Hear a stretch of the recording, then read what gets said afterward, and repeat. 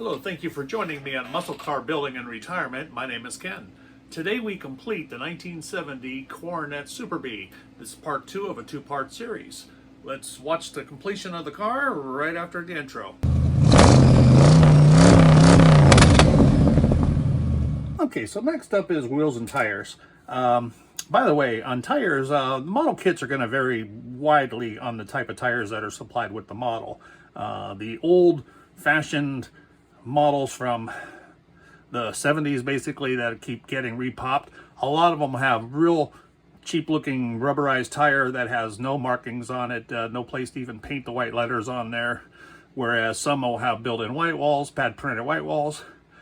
This set is beautiful. It's got a beautiful tread pattern, white letters, white oval, Firestone, very authentic for the era. And then it came with 2 choice of wheels. I chose to go with what they called the Magnum 500 wheels there.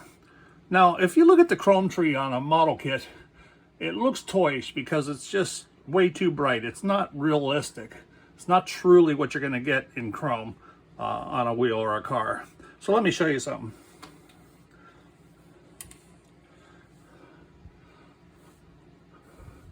This is an example how you could dress up a wheel. This is just like the chromed one. So what I did is I painted a little black, and the inserts were on the Magnum 500s. The inserts where the lug nuts go is blacked out, and then I used the accent liner to kind of just highlight other little valleys in the wheel, which just brings life to it. Also, a little tip and a trick is the tires here. Okay, I don't like to build a model with just the tires out of the box. It's not a big difference, but if you're trying to go for authenticity, this wheel or tire hasn't been dealt with yet. But on this one, notice I have, it sort of looks used already.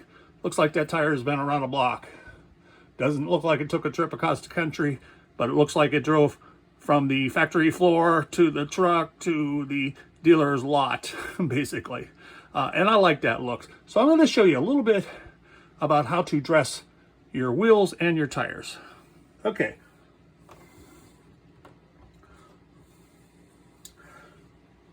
So you take your blank chrome wheel, and this here is just Tamiya semi-gloss paint here. And I don't strip the chrome, I don't prep the chrome or anything, but I'll dip my brush into the paint a little bit. Then I'll come up here to that little valley.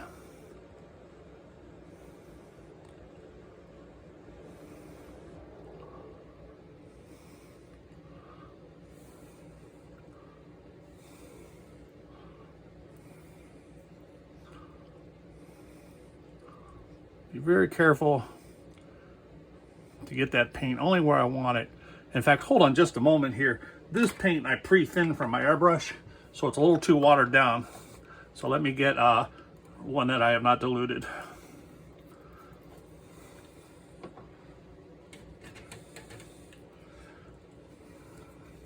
Okay, so here's some semi-gloss that has not been diluted yet.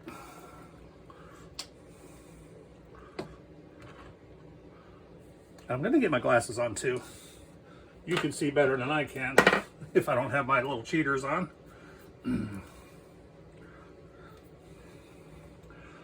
All right, so once again, dip the brush into the paint. Go to that little valley there where the lug nut is, and just carefully lay some paint in there with your detail brush.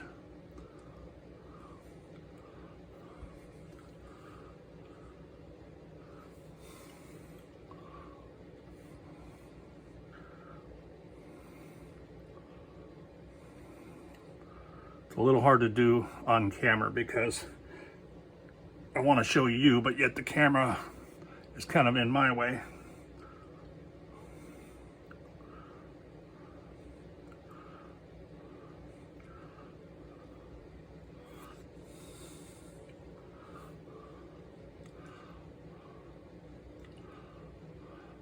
Okay, I'm not doing the best job in the world here, but that's the point of it there, is to get the brush into those little insets and get some black in there. So here I'm using actual, not thin paint, because I want it to be somewhat opaque. I don't want it to be transparent. But then what you do is you'll take your panel liner, which is your like a wash, and you can hit that right on the end here. You can hit that right along the rim. And you're going to see that stuff, as soon as it comes in contact with the wheel, it travels like around that entire perimeter. I'm laying it on a little thick here because it's hard to see again for me, but you could let me get a Q-tip here and clean up a little bit.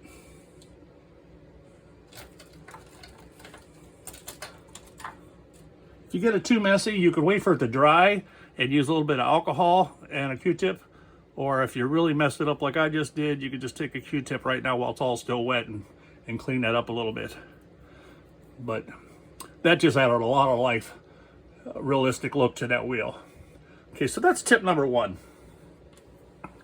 The next tip I want to show you, bear with me here, I need to put my paint tip away.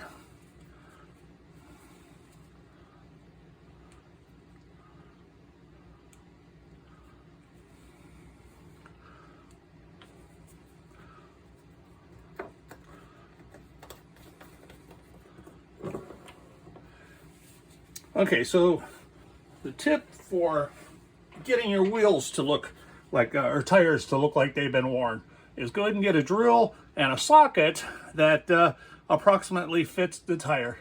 And this socket here is just slightly snug, which is good because the tire fits on there, but yet firm enough that it isn't going to spin. And then I'll take some sandpaper, and this is 60 grit coarse here, 100 coarse is fine. Even 300 sandpaper is okay too. But just turn the drill on, run along that sandpaper.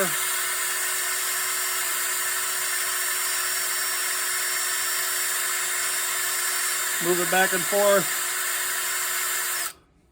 Didn't take long, but it just added a little bit of life to that tire.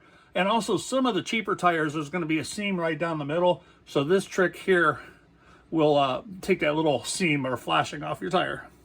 So that's just another little tip I wanted to show you. Now the next thing is a preference. Depends on what you want.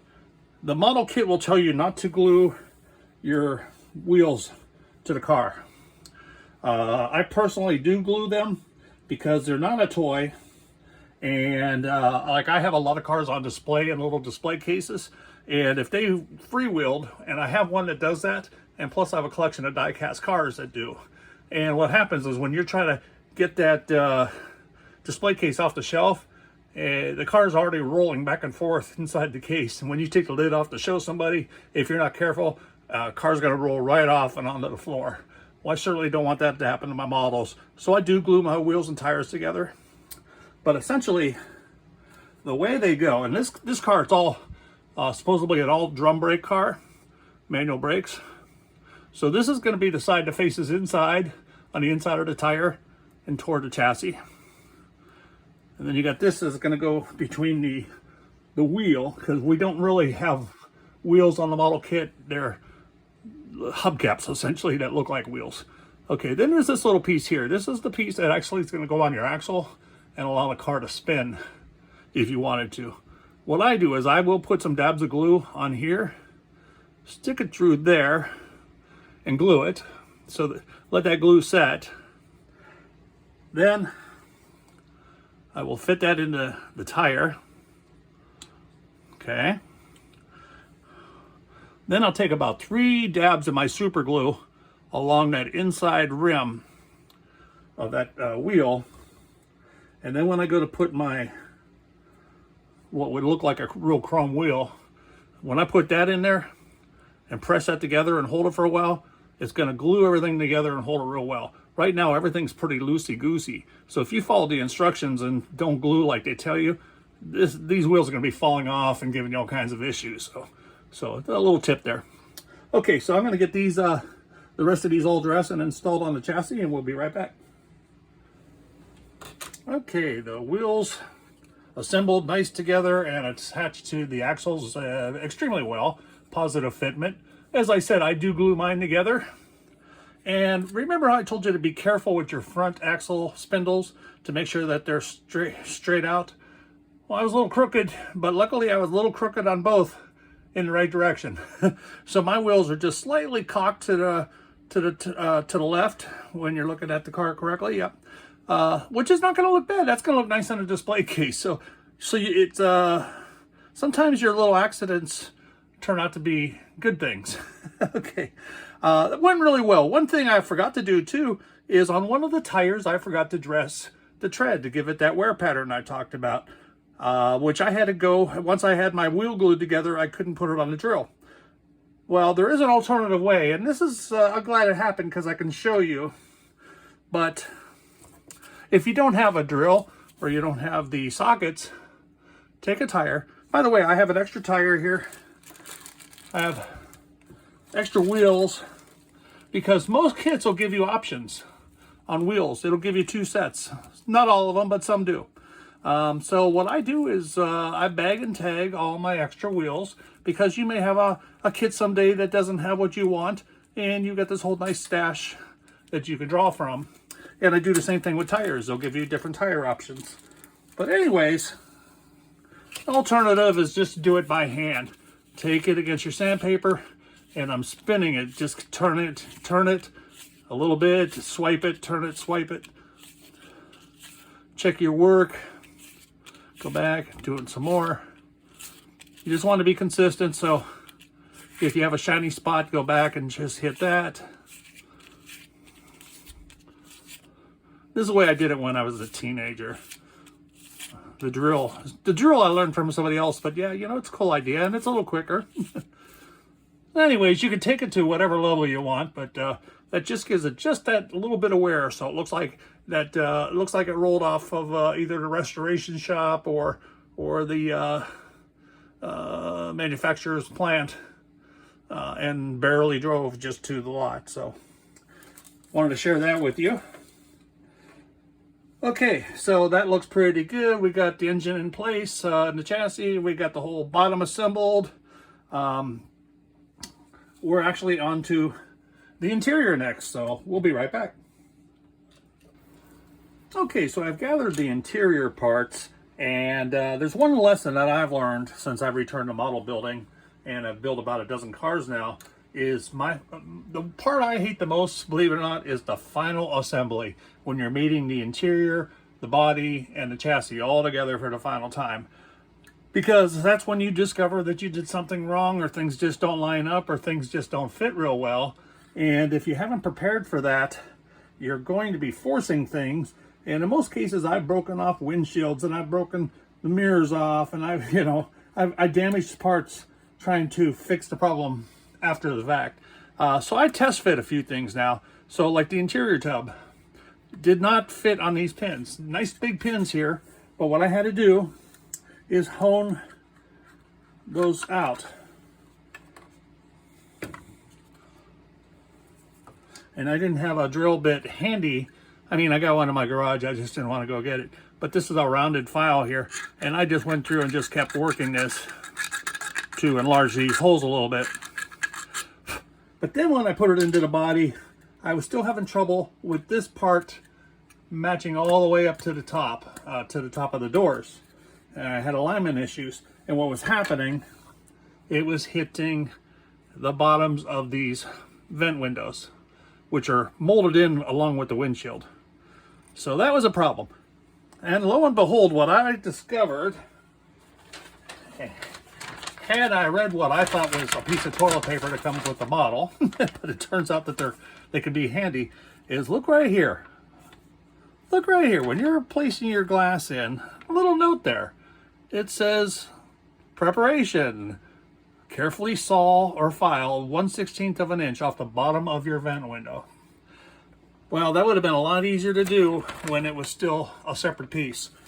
But I was able to get in there. And by the way, when I had my video about special tools needed, again, if you haven't seen it, go back and watch that. But this isn't a necessity tool, but this is a little battery powered Dremel. It's an off-brand off of Amazon, and I can't remember what I paid, but it wasn't much. I think it was around 20 bucks maybe. Battery powered, charged by USB, variable speed. I don't know if you can hear that. That's fast. But invaluable tool. I use it for, well, in the case of right now, I attached a little tiny metal saw blade in there and was able to cut that bottom 1/16 of an inch off. Also, when I do my final body paint and polish, most of the time I do it by hand, but this does work good for buffing. And if you have something that's really tough to get to or something, you could do this, but you have to be very careful not to burn through your paint. But a very nice little kit, comes with the USB cable, comes with, did not come with that. That was another bag, and I got like 100 various polishing heads, but it did come with this. Came with the saw bit that you saw attached to it, some sanding drums, all kinds of little attachments there. Comes with some drill bits. So I would advise that you get that. And as long as I'm talking about tools, this is what I would have used if I discovered that necessity on that glass earlier. This is a very fine tooth saw. Great for cutting. If you've got to cut some polystyrene, this will cut through very nice, very fine, and again, cut by hand. The Dremel is almost too powerful because it almost melts rather than cuts. But I was able to clean that up. I just wanted to point that out because it's another valuable lesson that Ken didn't read the instructions. Okay, so now we're going to get to the interior. I pre-painted this a blue. Usually my interiors are black. I'm sorry, let me get back in frame here. Usually my interiors are black, but in this case I decided to go with the blue. And I'm not sure if I'm in love with this yet, but when I had this in there to test fit it, it didn't look too bad. Now there's some guys that go totally nuts with the detailing of an interior. Now, a lot of this is hard to see once it's in the car. You either got to get in there with a little scope, or you got to get in there with a little tiny camera on a borescope, or you just get in there with your eyes and a little flashlight. But it's hard to see. Now, if you have a T-top or convertible, I can see really going to town on an interior.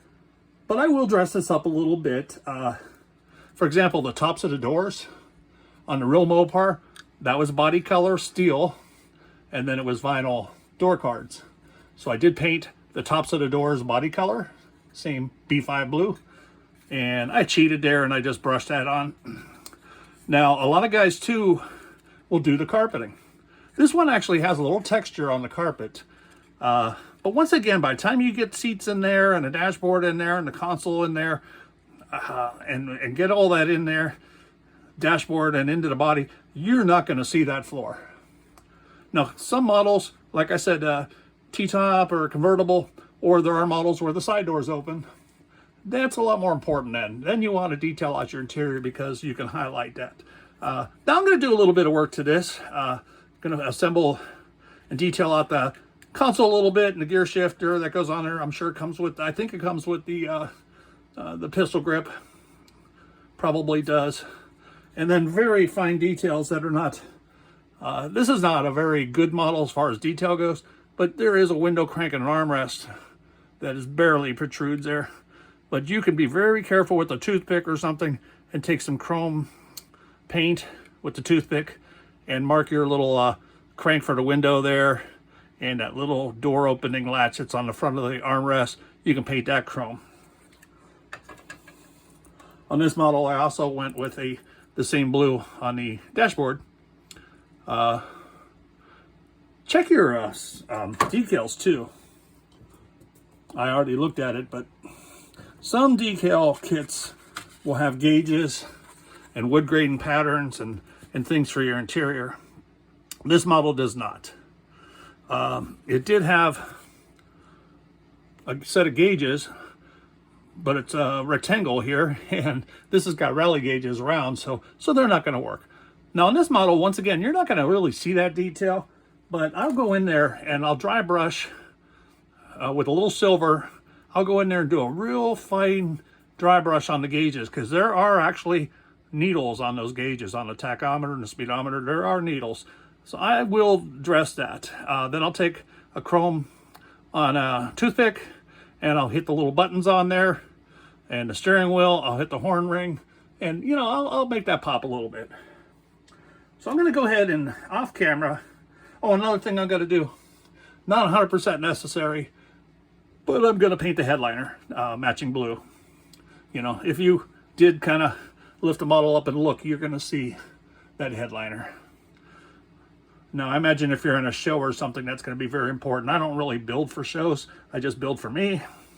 But I do try to make everything look realistic. So I will paint that headliner and get that interior detailed. And I'll come back and let you know if I had any issues or any tips or tricks that I came across as I was doing that. And we'll be right back. Okay, so the interior is all assembled and everything fit in there like a glove, just like it was supposed to. No issues. There's alignment places for everything, so everything fit really well. A little bit of detailing going on there, but like I said, it's very difficult to even see it. But if you look carefully, I chromed out the door window crank, and you can barely see it, but that would be the inside lever for the door. I chromed that. On the console here, the insert came on the chrome tree, and I just used a little bit of that panel liner to darken it up a little bit so it wasn't in your face shiny silver. The pistol grip, used my pastel pens, and I put a little wood grain on the top of the pistol grip and a little black at the boot. Let me get a flashlight, see if that'll help here. A little bit, okay.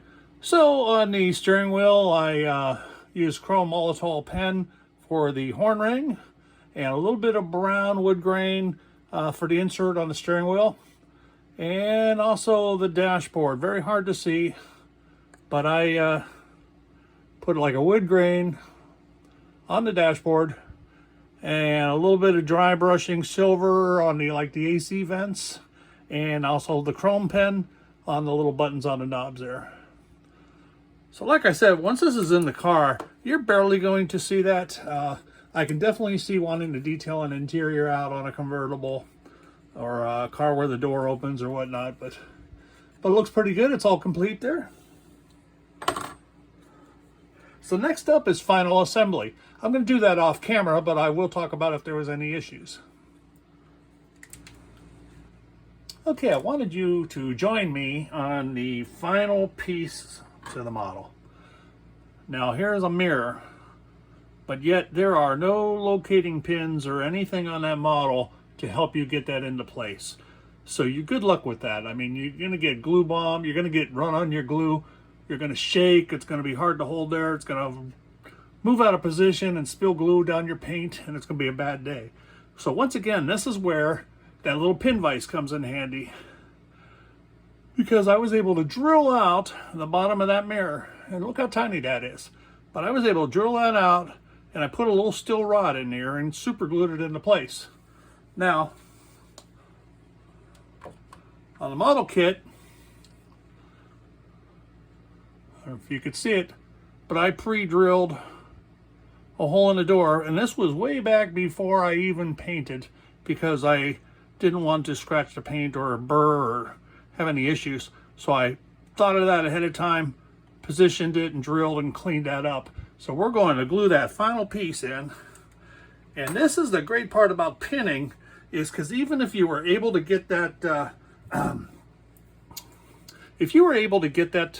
mirror into position and glue it in, if you're showing this model off to a friend or whatnot, 9 times out of 10, or let's say you did take it to a show, 9 times out of 10, that is going to break off because it's so fragile.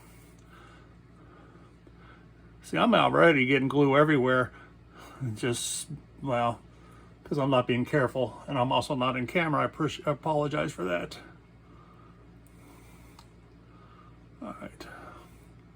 All right, so I got my tweezers into place here. Make sure I don't have any glue on my fingers, because when you get down to these final points, last thing you want to do is get glue on your glass, your paint. whatever. Okay, where are we at here? Okay. Gonna slide that in.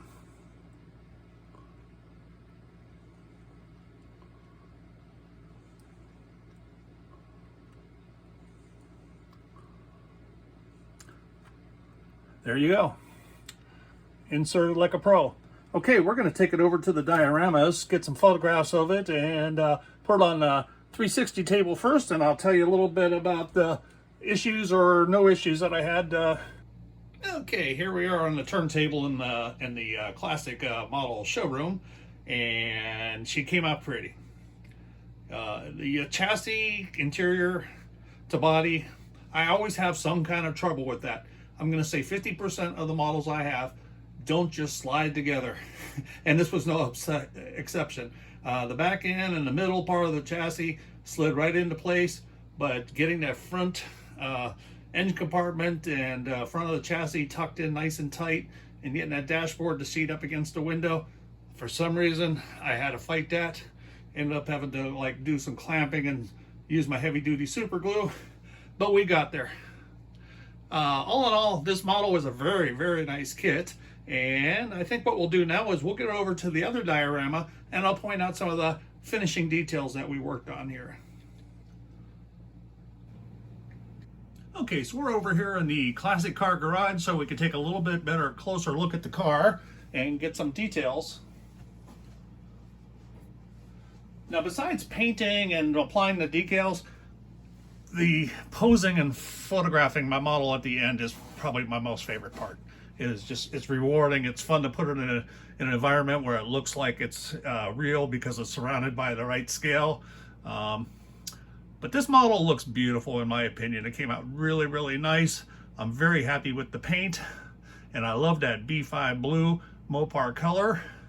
And I'm glad I went with that subtle stripe instead of the contrasting white or black. It's just kind of different. And that interior, you know, I was skeptical if I was going to like that blue, but I think it works. I think it works. Okay, so let's talk about some of the finer details of the finished product here. Let me turn this a little bit.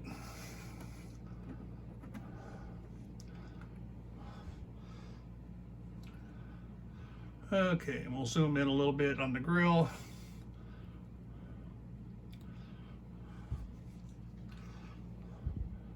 Hood does not fit there we go. The hood does not fit 100% perfect.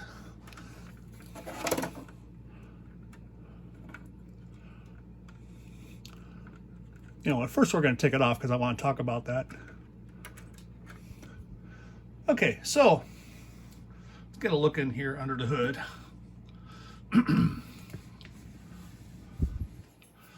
So the engine compartment looks pretty nice.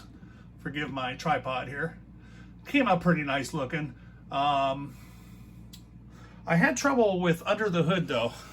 This is the inside of the hood, and there's the air grabber assembly which would surround that oval air cleaner.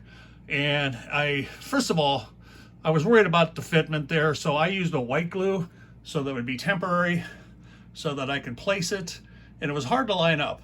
But once I finally got it lined up, I found that motor set just a little bit high and the hood did not close 100%. So I ended up going without that.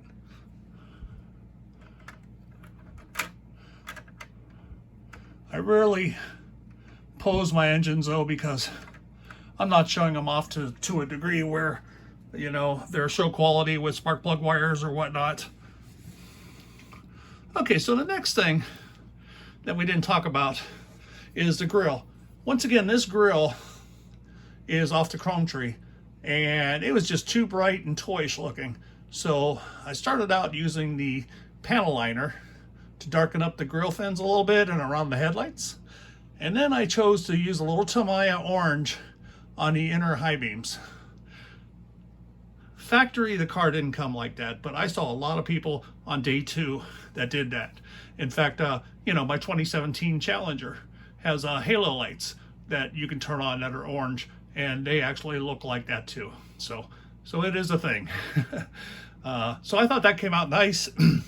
These did not come with actual lenses, so the clear orange looked good in there, And then I did several coats of white glue, the Mod Podge, inside where the headlight is. That is just a molded in chrome headlight, but by adding that Mod Podge, it was able to glossen that up and look like a lens.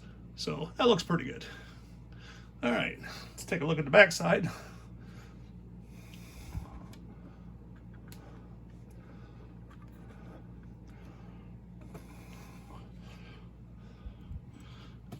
Get my camera positioned better.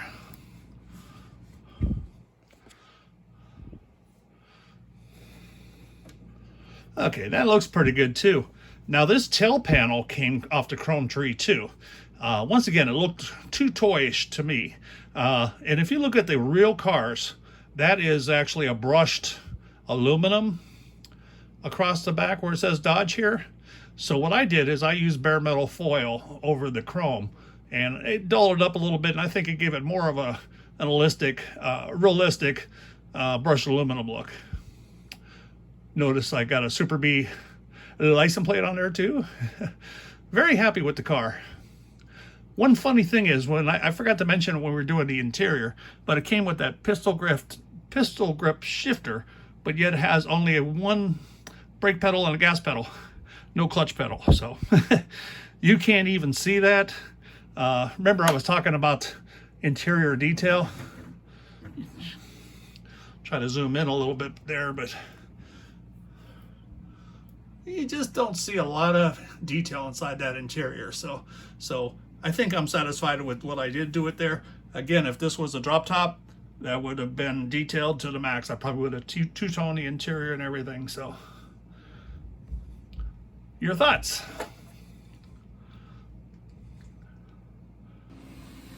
Okay, so that completes part 2 and the completion of the Superbee 1970 Dodge Coronet from MPC.